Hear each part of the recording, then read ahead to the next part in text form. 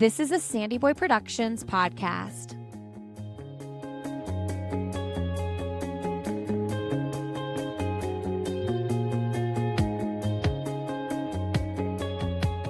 Welcome to Finish Lines and Milestones, a podcast for everyday runners. I'm your host, Allie Bretnacher, and if you run, you're a runner, and every runner has a story. Join me each week as I share these stories and we celebrate finish lines and milestones together. This week's episode is brought to you by Foot Levelers. Foot Levelers has been in the custom orthotic space for over 70 years. And what you need to know about Foot Levelers is that it's not one size fits all. This product is molded and customized to your foot so that the product you get is as unique as your running stride. It is not just one arch support, but three. And this provides you with full body support. So when everything in your body is aligned, it reduces stress on your knees, your hips, and your spine, which is obviously good for us runners who are always trying to prevent injury, or for anybody who's dealing with back pain. And this isn't just for running. If you're on your feet all day for work, this is a great option for that as well. So if you're interested in learning more about Foot Levelers, you can go to footlevelers.com to find a provider near you. Thank you, Foot Levelers, for supporting this podcast. So in case you're new here, I just ran the Marine Corps Marathon at the end of October. And then I'm based in Indianapolis and ran the CNO Financial Indianapolis Monumental Half Marathon. And those are my races for the year. And now the year is over for me. And I'm finding myself in somewhat of a post-marathon blues slump. And the weather in the Midwest is not helping at this moment. I'm tempted to sign up for a turkey trot, which my husband and I haven't done one since before kids, which if you know me, I guess is surprising given how much I love running. But hopefully gonna do one this year with the girls would be so much fun. And I also found out that the February race that I do with my dad in Vegas, he's unable to do it this year. And so I was so excited for that being my next race, but now going to have to adjust those plans and find a new race for us to do together in the spring. And hopefully we'll be back to Vegas in 2027. But I know I'm not alone. So if you're in the post-marathon slump too, we're in it together. And for this week's episode, I have my friend Liz Hernandez, who is horizon.running on Instagram, which is how we originally met each other. She was local to Indiana until she recently moved to Tulsa, Oklahoma this month with her husband, who is in the Army Reserves, and their two boys. And she's actually signed up for her first race there already for this weekend. She will be running the Route 66 Marathon as a relay with, get this, Ainsley's Angels. I was so excited to talk to Liz about Ainsley's Angels a little bit towards the end of this episode and was thrilled when she told me she signed up to run with them this weekend. So good luck, Liz, and I can't wait to hear all about it. And for anybody listening who is interested in Ainsley's Angels, obviously reach out to me, let me know. But you should also think about the Indy Mini this year in Indianapolis. It is the 50th running and we are recruiting for 50 teams. And if you're not familiar, Ainsley's Angels is where you lend your legs to push somebody during the race who cannot run. So just putting that bug in your ear right up front. So Liz and I got to sit down and I learned all about her personal running journey, how she ended up becoming a running coach, and also has furthered her education on the pregnancy and postpartum side of things. She's raising her boys to be bilingual, which I found really fascinating. So I hope you really enjoy my conversation with Liz Hernandez. Welcome, Liz Hernandez. Yeah. Bienvenido. Mi podcast. How do you say podcast in Spanish? I don't know, podcast. Podcast. So then Yeah. I said it right. Bienvenido a mi podcast. Yeah. It's so good to have you. Thanks for driving in. Yeah, I'm excited to be here. And bringing the whole fam. Yeah, I get to enjoy the wonders of Carmel, Indiana. Yeah, this magical library and bubble that is, Carmel. Yeah. Whenever anyone comes here for the first time, it's like, this is the most Carmel thing. Yeah? How nice our library is. Other than the roundabouts? And that. Yeah. You know you're in Carmel when. Mm-hmm. Yeah. Yeah. So you came in from Lafayette. Mm-hmm. How long have you lived in Lafayette? I grew up in Lafayette all my life, and then I moved out to California for college. I lived 6 years out there, and then back in 2021 we moved back right before I had my first son. And it's been to be close to family. Yeah. My parents still live there. Nice. So it's been good to us. Yeah, I do love Lafayette. My husband's family is from there, and so he also went to Purdue in West Lafayette. Mm-hmm. And so I've spent quite a bit of time there too. But his parents now live here, but it's a great place. Yeah. Not so far from here. Yeah, I like it. It's grown a lot as I grew up. I mean, everybody says that, but it just keeps on expanding and expanding and expanding. But I like that it still has some like small town vibes, but there's plenty of enough stuff to do. Yeah, yeah. And so tell me about your boys. How old are your boys? My older boy is 4 years old, and then the little guy is 15 months. Oh my gosh. Wild times. You're in the thick of it. Fun times. Yeah. Your girls are a little bit older than that, right? Yes. I have 8 and then 4. So I got the 4 has been tough. Yeah, all the emotions. To say the least, especially, I don't know what it is with second-borns, but you're experiencing that now with your 15-month-old. But second-borns are crazy. Yeah. So it's been a fun ride, but wild, to be sure. Yeah. And what are their names? Zacharias and Toby. Yeah, I love their names. Yeah. So cute. And what's your husband's name? Eliseo. Eliseo. I was going to ask you to say it because I've read it, but I was like, ooh, I'm going to butcher. How do people usually say it? Like Eliseo, Eliseo. But all of the above, Eliseo. I'm sure. Eliseo. It's Spanish for Elisha. It's the Spanish version of that.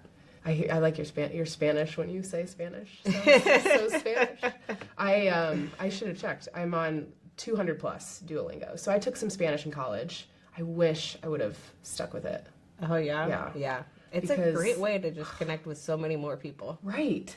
It's crazy. And it makes me feel, so disconnected in some cases where you're like, man, I just wish I could speak Spanish. It'd be so nice. So I've got some Spanglish, to be sure. I can understand and read okay, but speaking is the hardest part for me. So you studied Spanish in college, right? Yeah, I was always interested in Spanish. Like I studied there was like a Spanish club in elementary school, and I was interested then. Oh my gosh, that's really cool. Oh yeah. I wish my kids' school had a Spanish club. Yeah. Yeah. Earliest exposure is better. Right. Yeah. And all through junior high, all the classes I could take in high school. And then my original plan in college was a double major in Spanish and Christian ministry. And then I realized a double major was insanity. I can imagine. And, lots of twists and turns. And I ended up just having a Bachelor of Arts in Spanish. Wow. But yeah, okay. So you were from Lafayette originally. And do you have siblings? Where do you fall in the birth I'm the order? middle child. Middle child. There we go. Okay. Yep. And so how many of you?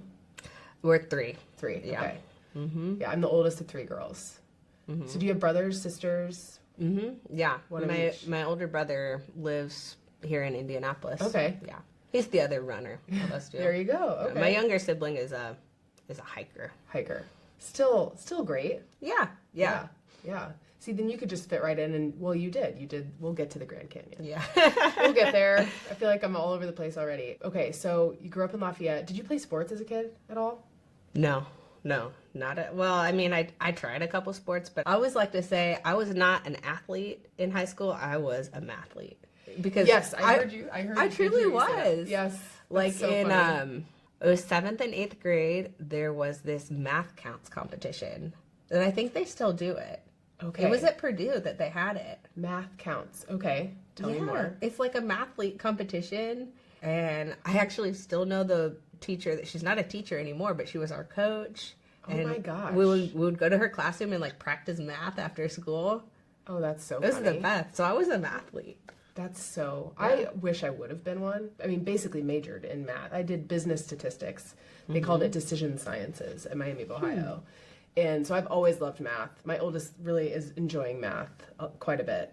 But I love that. Mathlete versus athlete. That's great. I have a working theory about runners and math. I think there's a connection. I was asking some of my cross-country runners, hey, what do you think about math? Did you like it? Does it excite you? Yeah. I think there's a connection. Between runners and liking math. Yeah, because running, it has a lot of math in it. It does. You know? And running math is probably the hardest kind, at least in my opinion, because I'm you're tired and you're trying to calculate paces and distance in your mind, and maybe that is why you're like, ooh, I like this challenge of math and running math. That's too funny. So then, what made you want to go to school in California? I knew I wanted to go to a Christian university. Okay. And I had like a couple options. Are there any in, there are some in Indiana. I think the closest, I don't know, something in me was, I should have gone to Purdue because my dad used to work at Purdue, but I didn't. I think there was something in me that wanted to go far. No, none of us did. Oh my gosh. Yeah. Oh well. Oh well. Yeah. But yeah, I think the closest university I even looked at was like Chicago. Okay. Which would have been 3 hours away. Right. But, I visited a couple of universities and I liked one all the way on the West Coast. But, it was a wonderful time out there. I think now too about like, oh, well, I didn't really understand about student loans back then. Right. Maybe I would have made a different decision. Right. It's looking pretty good if we get some kind of discount. But ultimately, I met my husband because of moving out there. So it was all in God's plan and God's timing. Yes. We figured it out. And so, Eliseo, how did you meet? We met through our church. Okay. I moved out there. I wanted to find a church, and I found this really interesting one where it was bilingual. Oh, that's cool. Because I wanted to get involved in that. And it just so happened that he was transferring to the same school the next semester. Ah. And so we had known each other maybe a month or so, and he finds me on Facebook and said, oh, I want to go out to lunch and ask you some questions about the school. We go out to lunch. Do you think he asked questions about the school? No. That's a good one. No conversations about that. I'd be happy to help answer questions about my school. That's great. And so it was just from then on? Yeah. Yep. That's amazing. Mm-hmm. And so how long have you been married? 8 years. 8 years. Mm-hmm. Wow. 2 kids. So you were married for 4 years before. Mm-hmm. And so he's in the military. What branch of the military? He's in the Army Reserve. Army Reserve. Mm-hmm. Okay. What does that mean? So the Army Reserve, they're kind of saying, they'll say, oh, 1 week in a month and then 2 weeks in the summer. Okay. Which is kind of in the books what their commitment is, because they're not working full time like the active duty military. Mm-hmm. But in reality, it's not just that. Especially if you're in any terms of like leadership, extra trainings come up, responding to stuff during the week, extra days here and there. That's what reserves life is. That's so interesting. Does he have like a quote unquote normal job alongside that? Yeah. That's crazy. Yeah. At one point he had, I think 4 or 5 jobs, including the military. It's been our life the past couple of years. Yeah. Yeah. And you became a runner in your early 20s. So was that after you met Eliseo in school that you became, what time would that be? Or that's like right after you graduated from college? Yeah, it was. Yeah, I guess it would have been the summer after I graduated from college. I had gained a lot of weight. I mean, I was never super light growing up, and then I gained a lot of weight through college. Mm-hmm. And another thing is we had trouble getting pregnant. I was ready to have kids, and I think there was something in me that thought maybe it was my weight that was affecting it. So I went on this whole fitness journey. Wow. I was eating keto, which is a whole other story and mess to my hormones. But also I started it was specifically the None to Run program where you're doing like 2 minutes walking, 1 minute running. Okay. And I still remember the trail out by our apartment there in California that I ran so many times on. And I remember like, oh, wow, this time I got to a further point before I turned around. And I just slowly went from a walker to a runner. Did Eliseo ever run with you? Did you guys ever run together? Occasionally we would, and occasionally we do, but we mostly do our own kind of thing. Yeah. I feel that. The longest they have to run for their PT test is 2 miles. So everything you picture about 2 like miles. Military, running, you're like, okay, no, it's 2 miles. Yeah. I think their pace, even to like their pace, even to get a good score on it is like easy, fine. So it's not even like they have to like sprint for 2 miles. Oh, that would be really hard. No. But it's just like you need to complete it in like a reasonable time. Okay. Yeah, I think you can even pass it with like if you sped walk or walk run. Yeah. Like 18 minutes or something for 2 miles. Okay. It's still doable. Yeah, that's not so bad. So it took you a long time to get pregnant. I'm sorry you went through that. As I asked the question, when I was like, oh, you've been married for 4 years, part of me was like, that probably means that you had some trouble. So was it really that whole 4 years that you were trying to get pregnant then? Or? No, it was more like the timing is kind of hard to calculate because I know for sure it was over a year that we had been actively trying. But like calendar-wise, it was probably between like 1.5 years and 2 years. Just because there were like trainings that he was gone for like multiple months out of that. Right, so that doesn't it's help. not like we were trying at that point. Yeah. I was like, this month is a bust, okay. Oh, that's hard too. Yeah, Gosh, and it's weird to explain. Yeah. But, the way it worked out actually was I had a doctor's appointment finally with I think it was probably a nurse practitioner to say like, hey, I want to get some blood work done, figure out what's happening with my fertility, because they want you to have been trying for, a long over time. a year first, Yeah. especially with how young I was. And it just so happened that month was the month that I got pregnant. Wow. So, I don't know. Yeah. God works in mysterious ways. You're just like, okay, well then I guess it's fine. Yeah.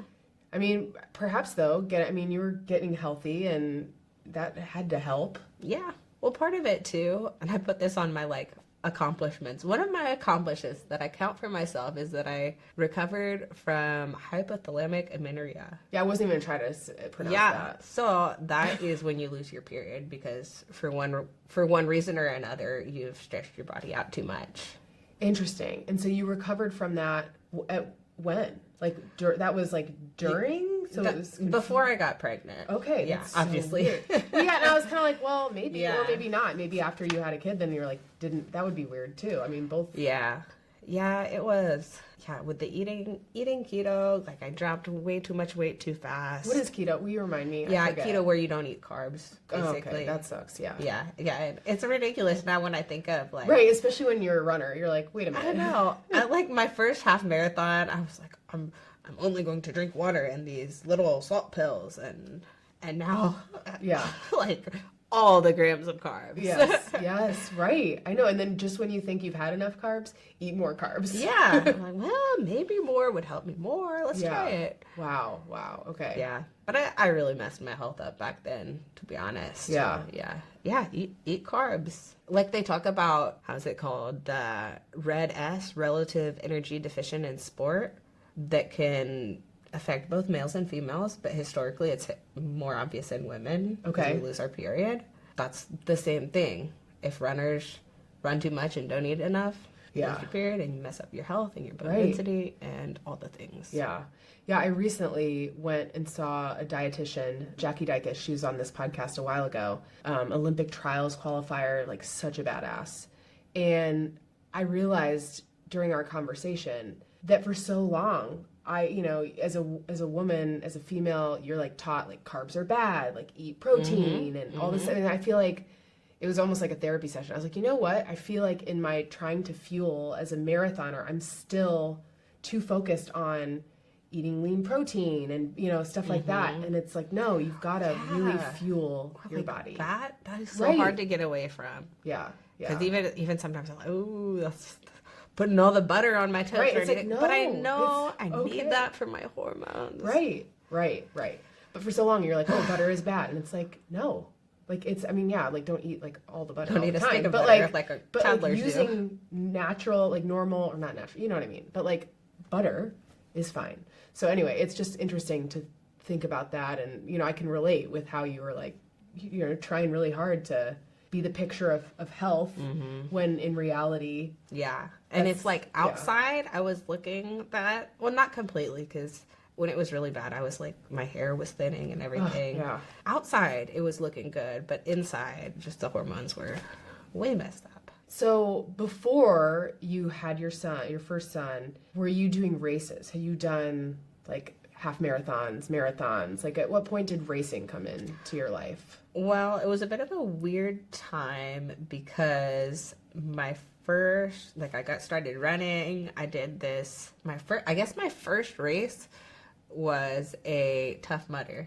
Oh, really? With my husband. Oh, that's kind of fun. And remind me what a Tough Mudder is where it has obviously the mud and the obstacles. Okay. Is it the one with like the barbed wire and the fire?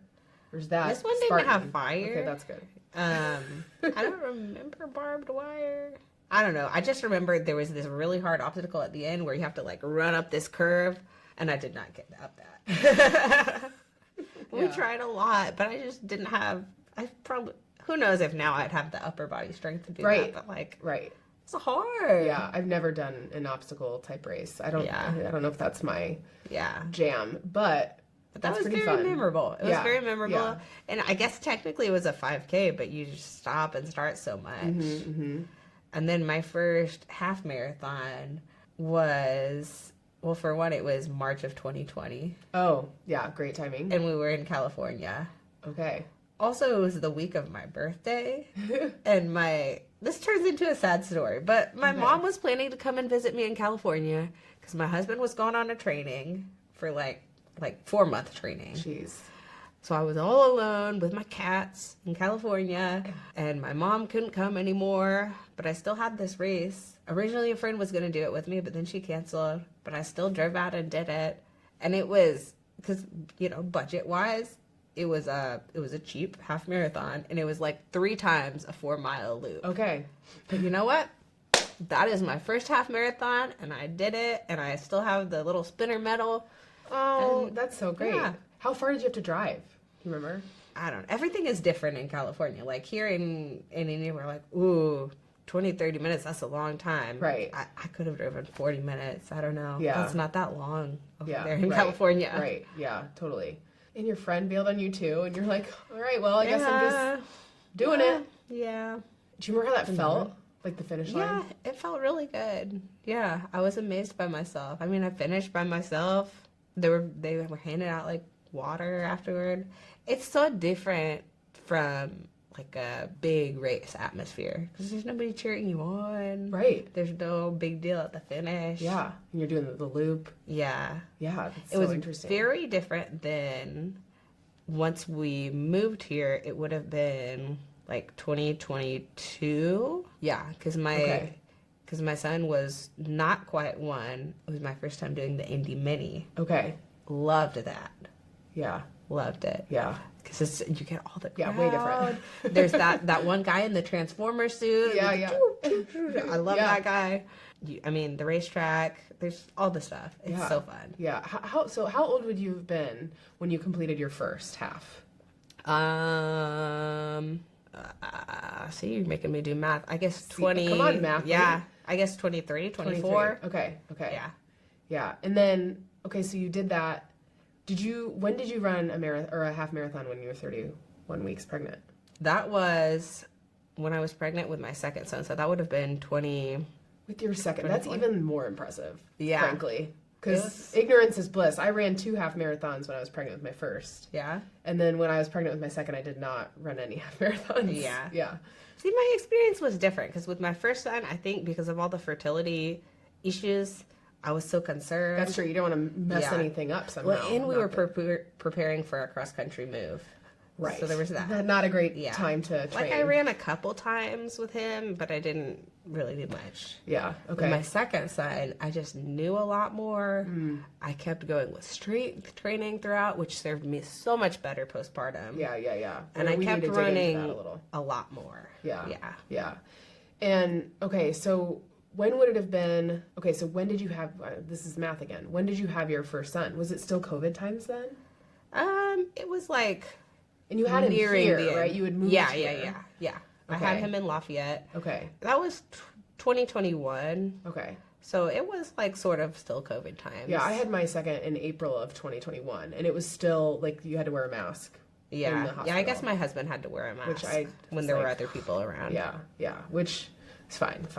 It's better than what a lot of moms went through during like COVID times. Yeah. And then at what point then did you decide run coaching was interesting? I think like my personality has always been that I want to learn about stuff. Yeah. Like I would, go to the library with my son, and then like eventually I learned where the running section was and I had it memorized. I'm like, oh, let me see what books seem interesting here. Lately, I do not have time for reading. That's been a while. That was with one kid. Right. There was time for recreational reading. Right. But yeah, that would have been like, let's see, 1, 2 summer, like a year and a half ago. Okay. That I talked with my husband. I was like, okay, the RRCA run coach thing is coming up. What if I do this? Yeah. And we didn't know, if it would actually lead to an actual business and coaching or Right. not. Yeah. Spoiler, it hasn't really. Yeah. It's hard. But it's been really interesting. Like I really enjoyed all the learning of it. Mm-hmm. It served me in my own running for sure. Yeah. It served me. I mean, I would like to coach other people eventually, but like this year, I got to coach middle school cross country. Mm-hmm. That's become a sweet spot for me. Like I wonder if that might be more the direction I go in the future. Yeah. I don't know. Yeah, that's pretty cool. So girls, I assume, cross country, or boys? Both. Okay. Both. So my husband was working at this small Christian, they call it a micro school. Okay. School Alive in Lafayette. And this was like, this year we decided, okay, they're going to try 2 sports. They're going to try cross country and wrestling just because they had connections. They knew I could do cross country. Right. And they had a guy that could do wrestling. And we ended up combining with another school in the area that didn't have a cross country coach this year. And it was so much fun. That would be fun. Yeah. I kind of love middle schoolers. There's definitely things not to love about them, challenges. I'm terrified. But it's like, it's such a distinct like time in your life, I think. Yeah. And they're fun. I don't know if I would enjoy high school cross country as much, because from what I see, they just seem so much more serious about it. Yeah. These kids, it was just, I said, all right, let's go do our skippity skips. Mm-hmm. It was fun. So how many kids on the team? We were small. I was going to say, because you have micro school combined with another school, it's probably still not that big of a team. Yeah, I think we were around 13. Which is probably even more fun, because then you get a chance to really build relationships with the kids. Yeah, it would have been a lot harder if it were more people to manage. Mm-hmm. And so what do the races look like for that? Like all at the same location? Do you travel like just at different schools around close by? That was a little intense. The racing season. We had, let's see, there maybe like 4 or 5 of them were closer to Lafayette, 20 minutes or less. Mm-hmm. But then we had one that was at Indiana Wesleyan. Where's that? I know. We were driving. I've heard of it, but I don't know where it is. And you're like going through the cornfields, and the GPS says, you're 5 minutes away. How can we be 5 minutes away from anything? Nothing here. Yeah. Yeah. It's like an hour and a half, an hour and 40 away from Lafayette. Jeez. Yeah. That's intense for a middle school cross country meet. That one was very intense. There were a lot of runners there. I mean, they had high school and middle school. Okay. And no, they didn't have 5th graders. But yeah, that one was intense. There were a lot of runners. It was a big deal. Yeah. And they say there's these like coach meetings beforehand, but most of what the coach meetings are, make sure your runners put their shoe tags on right. Right. And make sure they give them back. Yeah. Or else we're going to charge you money. You're like, okay. Yeah. I can handle that. Yeah. And you've used the like hair glitter too, right? Oh, yeah. Yeah. Not so much the middle school girls, but the high school girls, they really know how to dress well for a race. So they all have their matching That's outfits. so fun. I am still not great at that, but I love watching what people put together for race day. They look so cute. Yeah, they're like so little fun. braids and the Yes. hair ribbons and Your the hair braids glitter. are amazing. For anybody thank who's you. actually like watching the video, your braids look awesome. You should have seen the really sad braids I did on my 4-year-old today. I'm getting better, but she like rarely lets me do it. So when she does, I like try really hard to practice, and eventually they'll be better. Okay, I want to talk to you about homeschooling your boys. I find this so fascinating. Quick break in the show to tell you about another sponsor of this podcast, Amazfit. Amazfit is a company that's been around since 2015, but if you were like me, you may have never heard of them. They are a global smart wearable brand that designs smartwatches, fitness trackers, and health technology for active lifestyles, aka us. And I recently got my hands on their Balance 2 watch and Helio strap, and I use the watch obviously for running and the Helio strap to help track my sleep. But what you really need to know about Amazfit is that the price point is great. It's very competitive compared to other big brands that you're used to. So their watches range anywhere from $99 to $399. You essentially get the same features and quality as a $1,000 watch for less than half the price. And there's a long-lasting battery life. The Garmin I have today lasts about 4 days, and this Balance 2 lasts 21 days. So I don't have to worry or obsess over charging it like I do my Garmin. They also have one ecosystem. So with the watches, again, they have a strap. They also have a ring for 24/7 fitness tracking. You don't have to have multiple apps. Everything connects in their app called the Zepp Health app. And there are no additional fees or subscriptions with their watches. They also offer AI coaching, which I have not tried, but it is there. And so if you are in the market or a runner in your life is in the market for a new watch, be sure to check out Amazfit. And you can use code ALLYB, ALLYB, for 10% off of your order. Thank you, Amazfit, for supporting this podcast. This podcast is also brought to you by Previnex. Previnex creates clinically effective supplements that promote longevity, performance, and everyday health. If you've been listening to this podcast for a while, you know that I use Previnex every single day.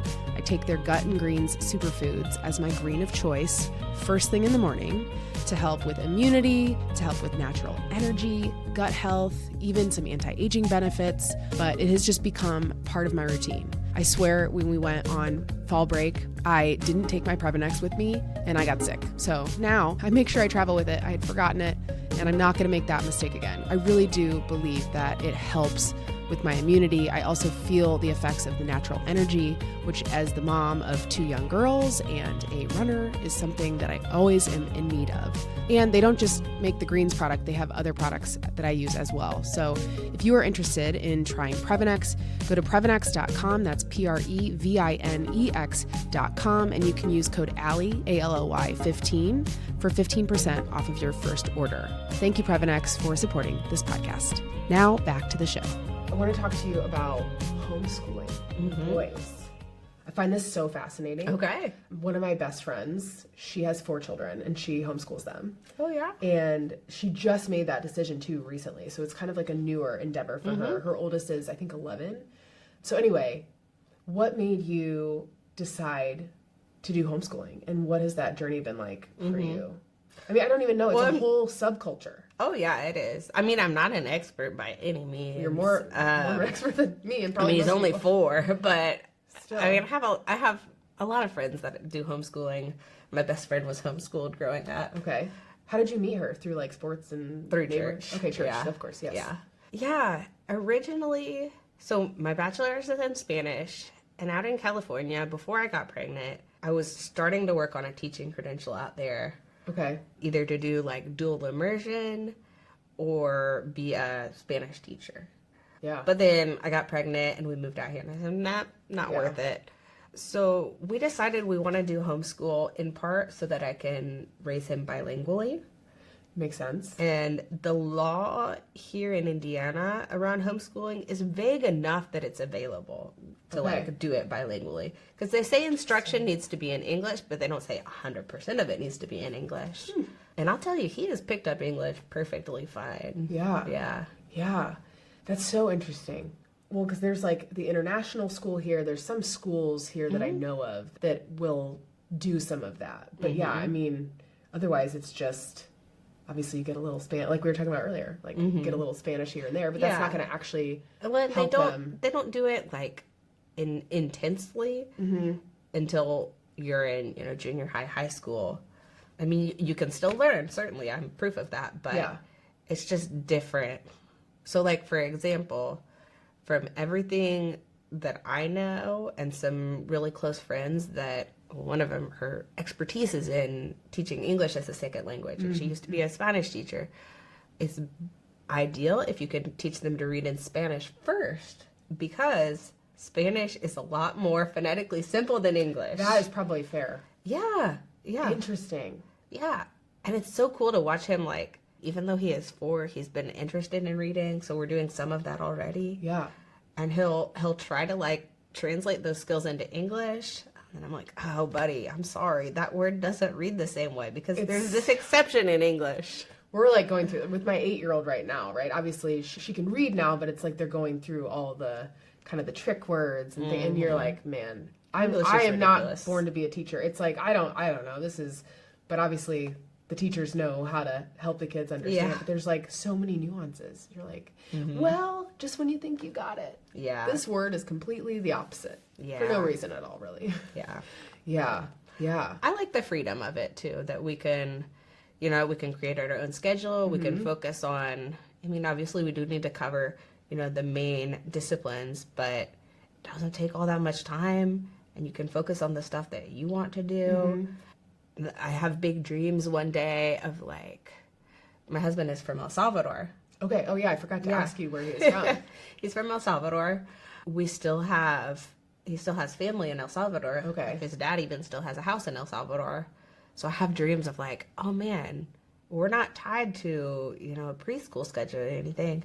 I could just take him to El Salvador for a month. You could. Yeah. Yeah. Or I have a friend who, in the next year or so, she's going to be going to Honduras as a missionary. I'm like, well, once you're established, let's go visit Honduras. Yeah. Why not? Why not? Where is El Salvador? It's in Central America. Central. It's the smallest country. You can drive all the way across it in less than a day. Is it like Indiana small? That's a good question. I wonder.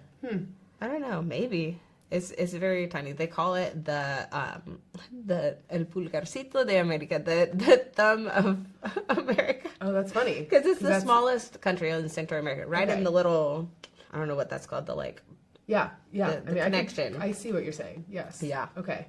And have you been yet ever? Yeah. We went twice. Okay. Once for our honeymoon. Okay. And then once the Christmas after that, Christmas to New Year. Okay. Which is really fun. Very different style of celebration than what I grew up with, but fun. How is it different? It's just, my family is we would stay in, play Mad Libs, watch the ball drop on the TV. Yeah. And over there, it's oh yeah, we're all going to stay up. We're going to eat 5 dinners. We're going to go visit all of our friends and family. We're going to do fireworks. It's just different. That is so different. So different. Yeah. Which our kids would not be involved in all of that if we went to visit. Yeah. Fireworks alone, but yeah. It's fun. It's a lot different than just hanging out and playing board games by the fire. And, yes. Yeah. Yes. Mm-hmm. And I think this is so interesting when you mention people, when they look at you, they might not know that you can speak Spanish. I also feel like that's a secret, such a secret weapon. It's fun. Do you have any good stories? Well, I kind of love that. So now it's in the past tense. I led a Spanish group at our Bible study for 3 years, and it was wonderful. But the reason why I even got started in that is I got called to register my kids for the children's program, and the lady said, Elizabeth Hernandez, your English sounds really good, but would you be interested in our Spanish-speaking group? She had no idea, but that was exactly where I needed to be. Yeah. I love it. As far as people being in public and not knowing that I speak Spanish, probably not, because usually I'm with my kids and I'm actually, hey, no estoy eso. Yeah. Yeah, and they're like, oh, okay. Yeah. So do you primarily speak to them in Spanish? Yeah. That's so interesting. That's so cool. It's cool to watch them learning. Right. Yeah. And so here, at the library, would they go find where the Spanish section is to go read books? We go to the library in Lafayette a lot. Yeah. And they have a pretty good Spanish section there. And my 4-year-old, he knows where that is. But lately, I'll ask him, what kind of books do you want? And he'll say, whatever. And sometimes we'll get books from the Spanish. I'll ask him, do you want books in Spanish or English? And we get both. Yeah. It's whatever. Oh, man. So do you think you'll homeschool them for as long as you can? I think that's the plan right now. It may change. It's hard, we might want to have more, greater opportunities as they get older. I have big dreams. I used to think we're going to do great books education, read all the great books. but we'll see. Oh, We can okay. be flexible with it. What does that mean? Great books, like Like reading, you know, like Sophocles and philosophy and Dang. Shakespeare. yeah, It's kind of intense, but yeah. yeah. Why not? Like I'm like I don't know if I've read any of it. Right? Like you think about it, and you're like, man. Okay, so now back to running. I could talk to you about some of that stuff forever. Back to the running side. So, what other races have you done? You've done Monumental, the Indy Mini we touched on. Yeah. Obviously, these are local races to Indy. What other races have you done? Yeah, I guess I've only ever raced in that one in California and then races in Indiana. Okay, Gotta work on expanding my number of states. your horizons. Get it? My horizons. See what I yeah. Yeah. I guess I haven't mentioned yet, but because I'm moving to basically the Tulsa, Oklahoma area for the Army in a month. Oh my gosh. Leaving behind Indiana, which is why I reached out to you. Yes. Like, well, might as well have the chance to talk. I'm so glad you did. Right. Versus being like, hey, I used to be in Indy, but it's so much better getting a chance to sit down. Yeah. Yeah. I said in the car, I may be the most normal runner you've had on this podcast. Most what? Most normal runner. Yeah, I don't know. What is normal though, man? Yeah. Because for you, I mean, from where I sit, it's like, yeah, the things that you're experiencing, like as an Army wife, as somebody who's bilingual, raising her kids that way. You're also not just a running coach, but we haven't touched on the fact that you're also postpartum and pregnancy certified, which is so interesting. And we touched on the fact that you ran at 31 weeks pregnant too, by the way. Let's go back to that. And that was the Indy Mini? Yeah, that was the Indy Mini. So I've done that twice, and I'm not done with it. My older brother, the one that's also a runner, we have talked about that. You helped inspire us. We want to do the Lindsay's Angels. Yes. Okay, yeah. Great. And I mean, like the Indy Mini would be ideal for it because it's a half, and you know he's local to it at least. Oh, it's so fun. It's the best. Yeah, the best. It was actually after that one that we did, the 31 that I did at 31 weeks. He did it as well. Finished way ahead of me, but whatever. Well, yeah, I mean, he had a lot less weight. Right. And we were like, you know what? In the future, we got to try doing that. Yeah, you really it is the best. I mean, you've heard me talk about it probably. It's gonna happen. What's your brother's name? John. John. Okay, John. We're holding you to it. You hear it, John? We're gonna do it. Yeah, I mean, next year's the 50th anniversary, so that's gonna be big. Yeah. But yeah, depending on how frequently you decide to visit home, could be a good excuse. Yeah. And it's around. Is it around? It's before Mother's Day, but yeah, you know, it's doable. It's doable. Yeah. And then you've done Monumental as your full marathon. Yeah, I've done. So my first full was Carmel Marathon, which it was my first marathon. Didn't go great. I think mostly due to we had like family visiting the day before. Yeah. You know, I probably made some food choices that weren't great. I pooped my pants. Oh, you know. Sorry. It's a rite of passage. Yeah, it is. Yeah. But it still went pretty good. Actually, on that race, I started walking at one point. I was ready to throw in the towel. And my brother John, he came, because it's just like on the Monon Trail, most of it. Right. And he came and he walked and ran a couple miles with me. It was so sweet. Yeah, that helps. It saved my race. Yeah, that's so great. We get along so much better than we did as kids. What year would this have been? That would have been like 2022, maybe. Okay. Maybe 2023. Yeah, because it was the same year. I did that in the spring, and then I did Monumental in the fall. Okay. It's a full Monumental? Yeah, the full. Yeah. And when I did Monumental in the fall, that's when I was 5 weeks pregnant when I ran it. Okay. Right. Yeah. Oh my gosh. And so did you know that you were pregnant? Yeah, I knew, and I asked the men, I was like, this would be fine, right? And they're like, yeah. I mean, yeah. Yeah. If you can. Maybe I would have pushed a little harder at some points if I hadn't known that. Yeah.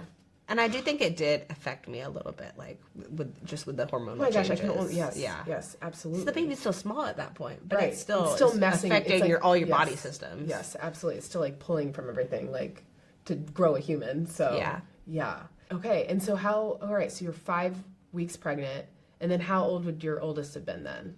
Like 2? It would have been 2, yeah. Yeah. How did you train for a marathon with a 2-year-old, too? I mean, like, let's talk about your garage setup as well. Because for anybody who will go now and perhaps follow you on Instagram, they'll see your setup, which now you're going to have to recreate entirely in Oklahoma. Oh, no. I'm excited to recreate the garage gym. Yeah. I said this time we're going the horse stall mats. We're going to, maybe we'll find a bigger mirror. Right now we have it's from my parents' old closet doors. But it works. It's a mirror. I don't even have a mirror. It's so sad, actually. Yeah. Yeah, I need one. I tried to tell my husband I wanted a whole wall to be mirrors, and I didn't win that yet, but we'll see. So you get to recreate. Yeah. Yeah. And you've got a gym. I mean, you've got all this equipment to weightlift and everything now. Yeah. We've actually moved that equipment cross country. So we got... Okay. It would have been I guess in 2020 when we purchased like the power cage, which is one of those setups where you can put your barbell and you can do squats and it catches the bar if you have to feel out. You can bench press in there, do all the things. Can do pull-ups on it. Not that I can, but I could. If you wanted to. Yeah, in theory. Yeah. We have that. We have, a bazillion rubber bands.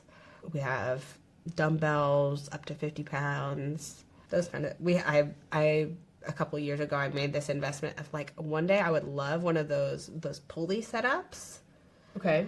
But we just don't have the funds for that right now. Pulley, like a Bowflex type of machine, or what do you have? Where like you can put the weight and you can have it, pull low or pull high. Okay. You can adjust it like at a gym. Yeah. We don't have the money for that. So I found this like option on Amazon where you can just attach it. And you gotta set up the pulley yourself. You gotta use your own free weights on it, but it like kind of works for some things. Yeah. There you go. Yeah. So your move to Tulsa area, is it because of your husband? Is it because of the Army Reserves? Yeah. So it's interesting that they could still move you. Yeah. In the reserves. So it's a change. So he's been, it'll be 13 years this November that he's been in the reserves. Wow. Started in the Marine Reserves, and then he switched to the Army because they have more money to pay for your education. There you go. Good call. Yeah. And I mean, like I said, there was a point he had like 4 or 5 jobs. We were really struggling. And he decided to apply for this program that's called AGR. Okay. Where basically you're working like full-time, like you're active duty, but you're still working for the Army Reserves. But I mean, you're like full-time, like active duty. So you're getting paid full-time but also you get moved every couple of years. Okay. So that's going to be our life now. Okay. Adventure. Every couple years. Man. Yeah. But that is kind of fun. I mean, as a runner, like as somebody who has built community, right? We didn't even talk about Miles with Moms, right? Is it Moms and Miles? Moms and Miles. Sorry. Moms and Miles, like building community. Mm-hmm. Now you have a chance to find community and build it wherever you go. Yeah. Which could be fun. Yeah. Adventure. Yeah. We'll learn, we'll adapt. It's going to be really different being far from family. Yeah. But we'll figure it out. Do you have a church there already? Like somewhere that you'll... Not really. We've looked at a couple options. Because it seems like that's been a big part of your community is finding church. Yeah. Yeah, we really we go to a Spanish-speaking church here. Okay. And we're going to miss them. Yeah. In Oklahoma, will there be that opportunity? How ignorant do I sound? I'm like, it's close to Texas. I had the same exact question. Yeah. I had the same exact question. Yeah. It seems like there are a lot of Hispanic people. I mean, like I looked on Google Maps, and there are several Spanish-speaking churches. So okay. We'll figure out something. Maybe there's not as much good options for food as here. Yeah, well, I guess see that too. Did you know that we have good Salvadoran food here in Indianapolis? No idea. Yeah. I don't even know what Salvadoran food is. Oh, well. I finally know what like arepas are now, like Venezuelan food a little bit, thanks to Encanto, which is funny, the movie. Arepas I'd never heard of or had, and now we have in the garage, downtown Garage Food Hall has a Venezuelan restaurant, so I've tried them there. I'm like, okay. But yeah, I don't even know. What is Salvadorian? The most famous Salvadoran food is called a pupusa. Okay. And so it's kind of hard to describe, but imagine like a quesadilla, but like the dough part goes all the way around the filling. Okay. So the filling inside, it's cheese, sometimes cheese with beans, You're making me so hungry. sometimes cheese with pork. Okay. Yeah. Sign me up. I know, right? Yeah. And you eat it with like a non-spicy tomato salsa. Okay. And like this coleslaw type of salad thing. Okay. You eat it with your hands. Okay. So you're going to have to tell me where to send people. I'll have to ask for my it. husband because he's the one that remembers the ones that are good. Okay. Yeah. Yeah. Yes. Please give us that. Okay. Let's talk about your Grand Canyon experience and when that happened and like why you did that. Yeah, sometimes I kind of forget about that because that was before kids. Right. Well, but we have this, like, I'm really glad that I did this, you know, back when I had time for crafty sort of things. But I have a frame with, like, some pictures. I have this big map of the Grand Canyon. And what my husband and I did, this would have been, I guess it was also in 2020. We did a lot that year, I guess. Yeah. We hiked down into the bottom of the Grand Canyon and all the way back up in one day. Granted, like, you know, early 5 a.m, and then when we got back up, it was very dark outside. Yeah. It's not advisable. They tell you, don't do this in one day. Don't try. I mean, that's I don't know insane. why but it gets hot as you go into the canyon because of the, like, rock walls making it an oven. And there was one point that my husband remembers being like, oh, my goodness, I'm starting to feel not good. We need to find water. But we survived. What an adventure. Yeah, I mean, rim to rim in one day. Yeah. That's pretty amazing. And it is such a beautiful place. I have not been in the canyon. Been kind of up and around and like flown over it, but I've not gone down it. We've tried a little bit, but it was like the time of year, it was like January. So there was like ice and I'm like, we were with my kids and I was like, we're not going any further. I do not want to have my kid fall into the Grand Canyon. Thank you very much. Or me. Yeah, well that's a really cool adventure. Yeah. It's so amazing. I'd like to like hike more, things like that still, but I don't know. We still have to figure out how to do that with kids. Right. Yeah. And my husband, to be honest, he said, I don't really want to hike because I do that sometimes with the Army. Like, he gets enough of that. Yeah. Fair enough. I know. Okay. Yeah. Okay, before I ask you the end of the podcast questions too, I want to ask, you know, because you have the education of being a coach and the pregnancy, postpartum stuff, I would love to hear a little bit of advice that you have specifically to women who are listening, who are maybe like, I mean, currently having children, postpartum, like even years away from being postpartum. Like, are you still having kids? Sorry, this is like a million questions, but like, right. I don't know. I would just love to take this opportunity to ask you because you have that education and expertise about what you would say to those women. Yeah. I love to talk pelvic floor. It was during the pregnancy with my second child. No, okay, so it was after the first pregnancy that I figured out, like, oh, pelvic floor therapy is a thing, and it's helpful.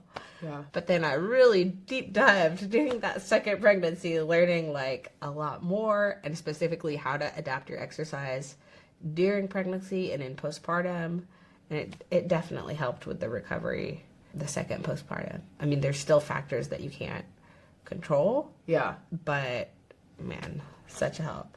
And so what does that look like? Like, do you just incorporate that into your strength training and like your routine there? Or is it like something separate?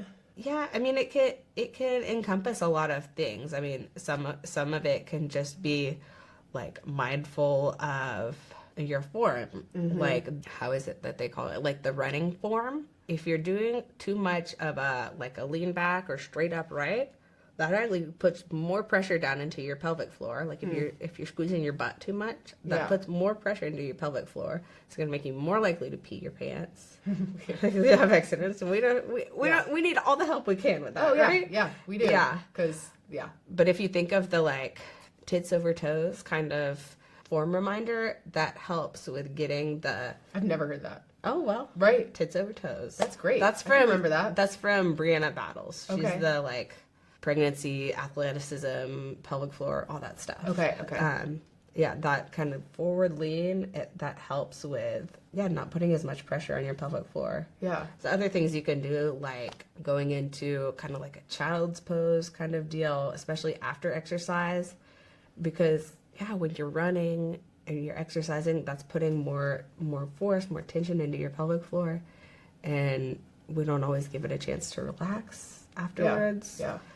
And there's things to do with strength training too, because if your pelvic floor is having issues, other areas can compensate, but sometimes a lot that goes into like, hey, you need to consult with a pelvic floor therapist. Find a good one. I guess that would be my right. Like somebody who knows. But there's also so many different things that people don't realize can be related to that, because your pelvic floor can encompass like everything from ribs all the way down to like your butt, your hips, because it all connects. Right. Yeah. It's amazing. It's like a whole. It can even affect like stuff in your foot. I learned about this recently. Maybe it was on one of the podcasts I listened to, but even like plantar fasciitis can have a link to your pelvic floor, because the fascia is all connected. I would have thought. I know. My massage therapist, actually, she was like massaging my feet, and she was like, okay, let me ask you a personal question. She's like, do you have trouble like going to the bathroom, like number 2? And I was like, I do. And she's like, I tell you what, she's like, some of that tightness in your feet can lead to problem. I'm like, what? It's wild. It's wild. Yeah. So anyway, like I was like, I learned that. So I totally can see that for It's sure. all connected. Okay. All right. Well, if people want more guidance or resources, they can find you. Horizon.running. Now I'm going to ask you the end of the podcast questions so you can get back to your family. So the first question is, what is your favorite running mantra and or song? And then will you say the mantra in Spanish as well, please? Okay. Well, I don't have a mantra, but I've thought a lot about the song question. Okay. Well, let's hit us with the song then. So with the 2 kids, we do, not in every season, but we do quite a bit of stroller running. Get the good old double bob out. Is that what you pulled out of the fridge? I had to do the single bob. You did the single bob out of the fridge. No, only a single You guys bob. haven't seen that video, I will link it. Yeah. So good. But because I don't listen to a whole lot of music when I'm running, more podcasts. But when I'm with the kids, often I have this whole playlist just for me with the kids. That's amazing. Yeah, it's all the like weird, fun kids songs. So my contribution for one of the ones that always makes me happy when we're at Chicken Banana. Okay. Put that on your playlist, Chicken Allie. Banana. Chicken Oh my God. Banana. My kid loves that like, song. I even put it one day when I was doing a like speed work on the treadmill. Nobody likes that. Yeah. And you're like, I'm gonna get through this. I'm on my last brain cell. Chicken Banana. You really did. I did. That's insane. That's amazing. I don't know that I could do that to that song. Yeah. I don't know. That's a special talent. I don't know. Although I feel like doing all that you've done on the treadmill, which I've done long runs on the treadmill too, but you've done a lot on the treadmill, I feel like takes a special mental strength to go along with it, especially speed work. I feel like easy runs on the treadmill, like turn on something on the TV, whatever, but like speed work on the treadmill is really tough. Yeah, I don't have a TV by my treadmill. Yeah, that's even crazier. Maybe in Oklahoma, maybe. I've said, let's just put our TV in the garage. Yeah, we'll just put it out there. Put a couch for the kids. Yeah. Or I mean, Whatever. TVs have gotten so cheap now too. Yeah. So you just need a little something. Then you could watch like whatever it is your boys like to watch. I don't know. Yeah. It might be worse than Chicken Banana. I don't know. That's so crazy. Yes. Okay. Yeah. On the playlist, people be like, what in the world is this? Okay. And then next finish line or milestone. Obviously a huge milestone moving to Oklahoma. Yeah, that's our next milestone, moving, getting our house sold here in Indiana. Big change. Originally, I was going to run, before we learned of the move, I was going to run the Dallas Marathon. Okay. Because we have family in Dallas, and we're going to visit them for Christmas anyway. Is that in January or It's December? in December. December, okay, yeah. That's not going to happen. Maybe I can do like a half, and I think even a half is optimistic with everything this next month holds. It's a lot to get through. Yeah. But even if that doesn't happen, I saw at the Tulsa Zoo. It seems like in the spring they have one of those like zoo 5Ks. Dude, I've heard of that only one other time. Who talked to me about that? I forget. Was that on your podcast? It was. Yeah. Somebody was, I'm like, what do you mean zoo 5Ks? I know. And then I was looking up, just like, where do they have that? Yeah. Yeah. Okay, so Tulsa has one. Apparently. I mean, they haven't Sounds put great. the date for Okay. 2026 yet, but I'm like, hey, that sounds fun. Yeah, it would be enjoyable. Yeah. I'm also going to have to introduce you to my friend Nathan Lamb, who lives in Tulsa. He's a big runner. He's actually coming in town for the Monumental. So, what's your move date? November 10. Okay, so it's like right after Monumental. Okay. Yeah. Man, well, I'm so glad that we got to sit down and do this before you leave. And yeah, thank you so much for coming here. It was my pleasure. Oh, yeah. And thank you to everybody who's listened. And happy running. How do we say that? Feliz corriendo? Yeah. Yeah. Feliz corriendo. Que corras feliz. Run happy. Yeah. Ah, perfect. Thank you. All right, we did it. Yay.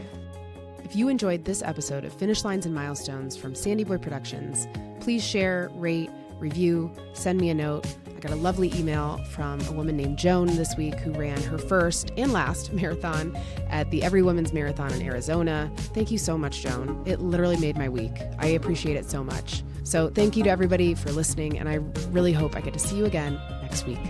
Bye.